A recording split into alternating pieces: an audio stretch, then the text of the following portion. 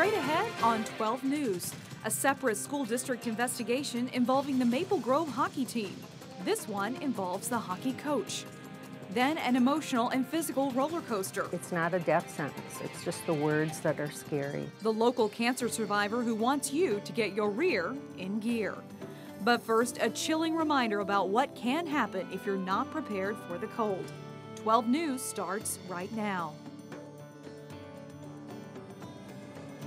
Minnesotans will get a reminder of what sub-zero temperatures feel like over the next few days. Yet even with the bitter cold temperatures on the way, a Twin Cities burn unit has already seen its fair share of frostbite cases. Blaine Cleveland introduces us to one of those victims who hopes others don't suffer the same fate. Just gotta get through it. New Year's Day was a memorable one for Joe Cole. Basically, I ended up going outside and I ended up slipping on some ice and I got knocked out, I believe, for about, I want to say 2 hours. 2 hours eventually turned to 8 hours. At this point, I didn't realize I had like hypothermia. By the time a neighbor found him and called paramedics, the 20-year-old New Hope resident had frostbite on his arms, fingers, knees, and buttocks. Just like, you know, the worst pain that you could probably physically think to be in all the time. It's an injury that doctors in the HCMC burn unit have seen about 20 times this winter. Frostbite injury literally is freezing of the skin, and you get ice crystal formation, sometimes inside the cell or around the cell. Dr. Fay expects to see more frostbite patients with colder temperatures on the way. Anytime we see these cold snaps coming up on the horizon, we definitely anticipate some additional frostbite patients. But doctors say people can prevent frostbite by using a little common sense, like dressing in layers,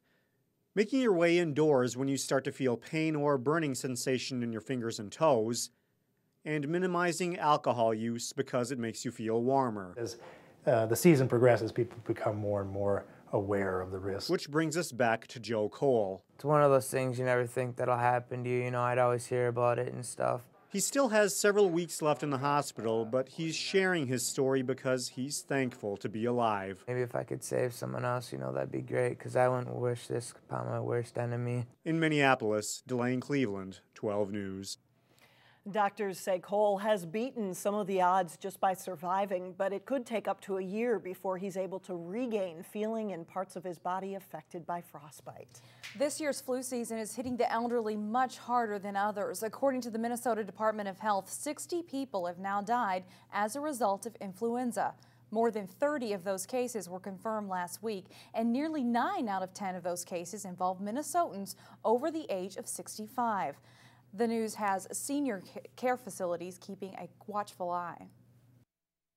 We certainly are looking at symptoms as we go, as we are assessing the residents, looking for symptoms of the flu and monitoring very closely. So far, there has been one confirmed case of the flu at St. Teresa's at Oxbow Lake in Brooklyn Park. The senior living facility recommends all of its residents get the flu shot, and they offer the vaccine on site. It's also taking extra precautions like wiping down elevator buttons. I try to stress the idea of washing your hands, being very diligent about the spread of infection, and keeping those germs under control. We're currently about halfway through flu season right now. A 19-year-old Brooklyn Park man is charged in a shooting that left a Brooklyn Park teen paralyzed from the waist down. Latigas Lyons is charged with 2 felonies, including 1 count of first-degree assault for the benefit of a gang. According to the criminal complaint, Lyons admitted that he hangs out with gang members but denied being the shooter. 17-year-old Nakia Anderson was found lying on the ground near the intersection of Brookdale Drive and Welcome Avenue. He had been shot in the back. The complaint says the shooting followed a large fight at a party. After hearing from witnesses, police believe the shooting stemmed from a disturbance between 2 rival gangs. There's added turmoil surrounding the Maple Grove boys hockey team. Today, the Osseo School District has confirmed the team's head coach, Gary Stefano, was placed on paid administrative leave. The district could not say whether it's related to an incident in mid-December that led to 13 players being suspended from the Maple Grove hockey team. All the district could reveal is that it's investigating a complaint against Coach Stefano. Citing data privacy laws, the district hasn't specified the nature of the incident that led to player suspensions. Coming up in sports, John Jacobson has more on Maple Grove's game against Blaine from Thursday night.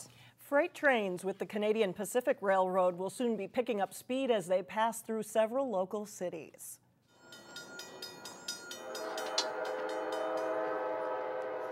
By the end of the month, Canadian Pacific trains will increase their speed to 40 miles per hour in Crystal, New Hope, and Plymouth. Current speeds through those cities are between 20 and 25 miles per hour. The speed increase is designed to move freight more efficiently and improve the public traffic flow at railroad crossings. The Three Rivers Park District is expected to take a hard look at a problem that has plagued Minnesota waterways. The Park Board plans to take up the aquatic invasive species problem. One idea considered at the state level would mandate licenses for all boat operators, not just boat owners. But there are questions on whether that idea would be worth the effort to implement it. Obviously, we have programs where operators of other vehicles go through a training program, snowmobiles, motorcycles, motor scooters. There should be a training program for boat operators. Is it for boat safety? Is it for aquatic species, or is it both? Blackstad questions whether a training program for all boat operators would indeed stop the spread of invasive species. Still ahead, an emotional road to recovery. You will meet a cancer survivor who wants you to get your rear in gear. And later in sports, a short-handed Maple Grove boys hockey team hangs in against a tough Blaine squad. But first, it's your AccuWeather forecast.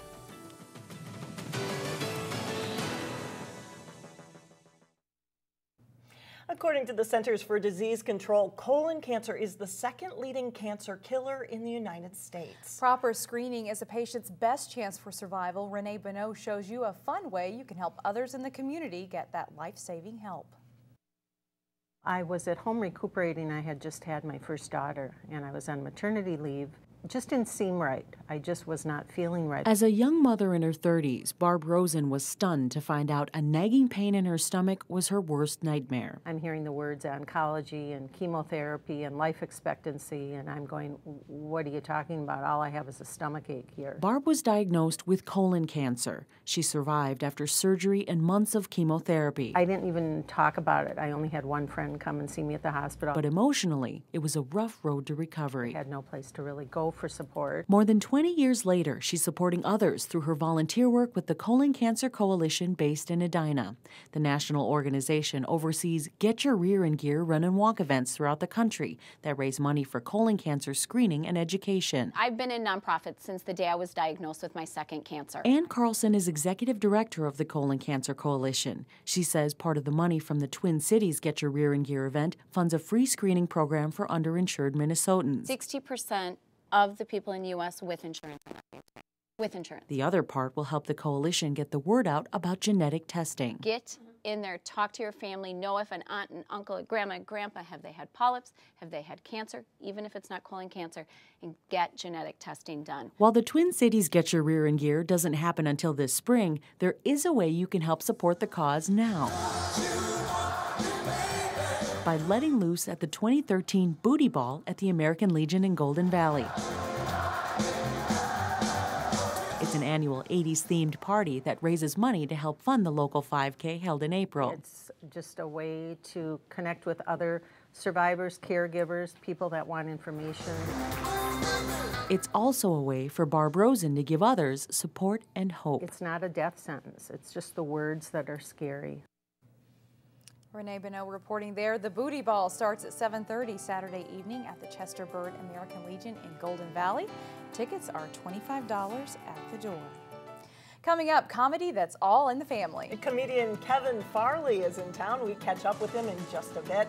But first in sports, a local boxer gets set for one of the biggest fights of his career. John Jacobson has the details up next. John joins us now with sports. Big difference on the ice for Maple Grove's hockey. Tough to take the ice, I think, for the kids that dressed last night and gave it a good effort against a very good Blaine team. The same day, it was announced that 13 Maple Grove boys hockey players were suspended for an off-ice incident in December. The program still had to field the varsity team for the Crimson's game at 9th-ranked Blaine. 15 Maple Grove junior varsity players called up for the game, and Blaine would grab a 2-0 first period lead, but the Crimson play a hard-fought second. Brad Levac sets up Dane Abernathy in front for the shot and goal right here. Maple Grove is on the board, and it's 2-1. At the other end, John Danielson plays a great game in net, makes a huge save on a point-blank chance, and keeps this a one-goal game. But early in the third, Tyler Klein knocks in the rebound, and it's 3-1 Bengals. Maple Grove responds again. Sam Valerius the shot, the puck is loose, and Eric Cones tucks the rebound in to make it 3-2. Blaine answers with 2 quick goals. Joey Lau the shot, Dallas Gerards gets the tip in, and the Bengals go on to win this one 5-2.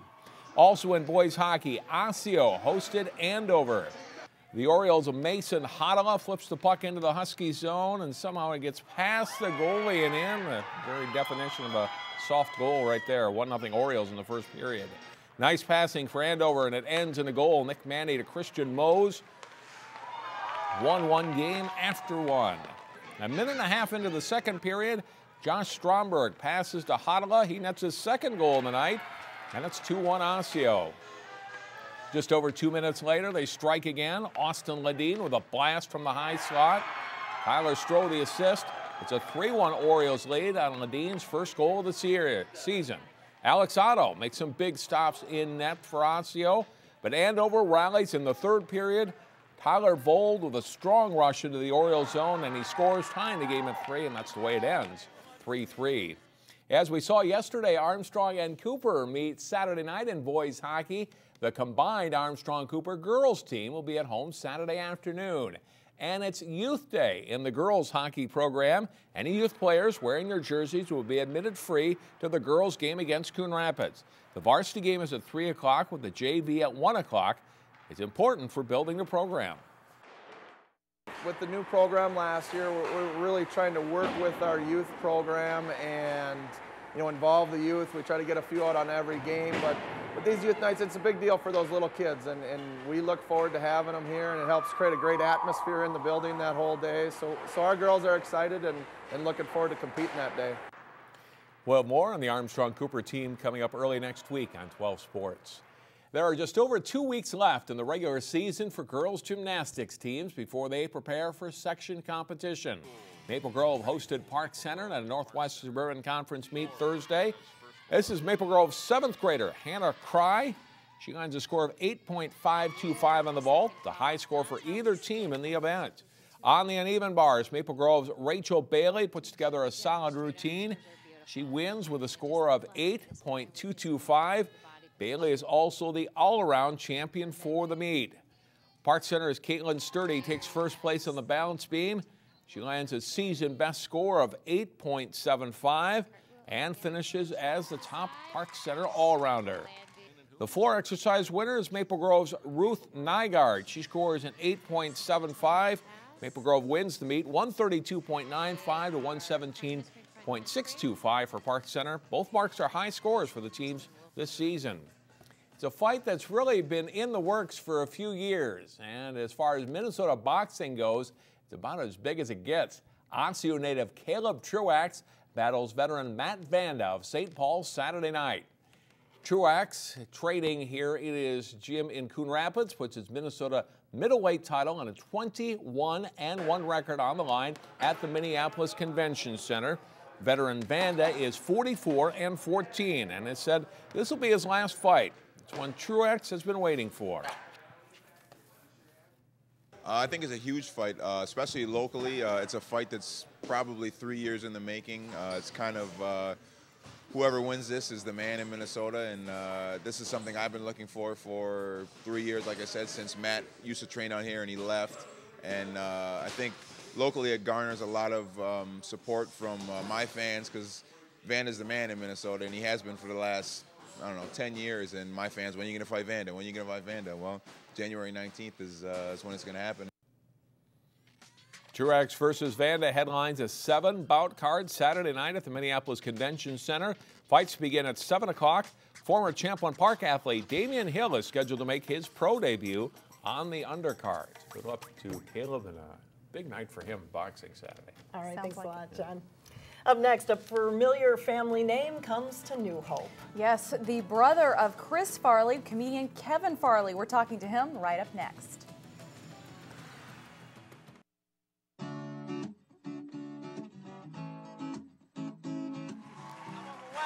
my mom's here tonight, Jay. Can we say hi to her? Oh, there's your mom right Where's over there. my mom? There's Chris's mom right over there. Petite little woman. Hey, mama! My brother Kevin and my cousin Jim. Actor and comedian Chris Farley gave a shout out to his family on The Jay Leno Show back in 1997. His brother Kevin is now in the spotlight. Kevin Farley will be performing at the New Hope Cinema Grill Friday and Saturday night. And we caught up with Kevin this morning and chatted with him about what to expect in the show for today's weekend showcase. As they say, follow your passion, and I did. If at first glance comedian Kevin Farley doesn't look familiar, And you go, listen again. I don't know. You've probably heard a similar laugh from his older brother, comedian and Saturday Night Live favorite, Chris Farley. We just laughed, you know, because we were 4 guys growing up in our house, and the more chaos, the better. No, I know you guys are looking at me going, that guy looks like Chris Farley. Kevin followed in his brother's footsteps, Chris and I kind of looked alike. We have the same facial. attending the same college at Marquette, We get our expressions from our dad, so. Yeah. and later studying at the same comedy club in Chicago. You guys fill your pockets with food. I got into comedy because he got into comedy. Food is love. Break. I followed him. You get the one on the right. When Chris died in 1997, Kevin never thought about giving up the act. I didn't want to stop. I mean, I just think it's kind of, it felt natural for me. I'm his brother. You remember Chris, right? Instead, now he incorporates his family connections into the show. Everybody asks me about Chris and stuff. I have some stories about that. But I look a lot like him. We were close in age and stuff, so I talk a lot about Chris. But Kevin has a shtick all his own. This spring, he's on episodes of Rules of Engagement and Hot in Cleveland. So I've been busy, you know. The first movie he directed, called Paranormal Movie, You're in charge of the crew. will be out on DVD. And it's just funny movie, you know. It's a Paranormal Activity spoof, like we just had a haunted house out, but it's kind of like that, but better. In between acting gigs, he travels as a stand-up comedian, specializing in having fun with chaos. If you want to have fun, have a couple drinks, relax a little bit, laugh a little bit, come on out to the New Hope Cinema Grill, and we will do that. You heard him. You can catch Kevin Farley at the New Hope Cinema Grill Friday or Saturday night. The shows start at 8. The tickets are $15. He was a funny guy, but also very nice. He says since he's lived in LA, his blood is thinned. He thinks he's going to die almost getting out in the cold. He says he's afraid he's going to be locked out when he goes somewhere. So. And originally from Madison, Yeah. Wisconsin area. So. Yeah, super nice guy there. That's all the news we have for today. Thanks for joining us, everyone. Community Corner is coming up next.